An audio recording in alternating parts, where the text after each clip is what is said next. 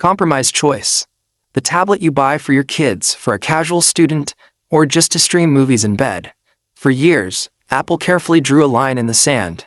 If you wanted the real power, the futuristic features, and the system architecture that actually changes how you live and work, you had to pay the massive premium for an Air or a Pro.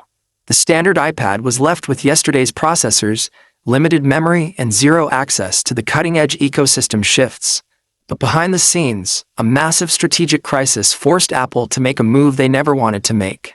They realized that if they didn't bring their absolute best silicon and deep intelligence systems to the masses, they risked losing the entire next generation of consumers. And that is why the Apple iPad 12th generation completely shatters the baseline. This isn't a subtle, boring update designed to keep the price low. This is a deliberate, highly calculated destruction of the barrier between premium and budget technology. Apple has taken the raw, explosive power once reserved for flagship smartphones and dropped it right into the entry-level lineup. If you think this is just another minor iteration of the classic tablet design, you are completely missing the bigger picture. This device changes the value equation of the entire tech industry. And once you understand what Apple has actually done under the hood, your perspective on tablets will never be the same again. To truly comprehend why the 12th generation model is causing such a massive stir among tech analysts, you have to look at the silent crisis of modern software processing. For the past couple of years, the technology world has been moving toward an absolute reliance on localized artificial intelligence. But localized intelligence requires a massive amount of high-speed memory and advanced neutral architecture.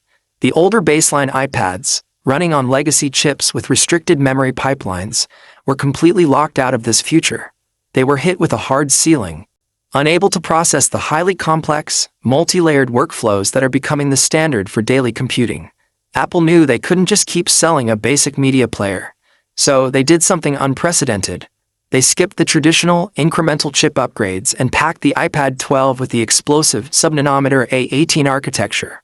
This is the exact same powerhouse silicon designed to anchor Apple's top-tier smartphone lineup. We are talking about a generational leap that completely skips the usual intermediate steps, transforming a budget-friendly tablet into an absolute computing monster. Latency is completely dead.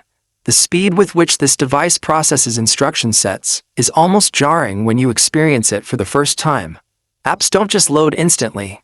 They feel light, fluid, and permanently anchored into the active memory space, completely changing how we perceive value at this price point. But upgrading the silicon was only half the battle. To actually make this power useful, Apple had to solve the memory bottleneck that has plagued the standard iPad for a decade. Every previous entry-level model was choked by limited RAM, forcing the operating system to aggressively close background apps and refresh browser tabs the moment you tried to do any serious multitasking. For the iPad 12th generation, Apple tore up the old rulebook and bumped the baseline memory capacity to a massive 8 GB of unified RAM. This isn't just a spec bump for the sake of marketing. It is a fundamental hardware necessity. This extra memory completely unlocks the full, uncompromised suite of Apple intelligence directly on the cheapest screen in the entire ecosystem.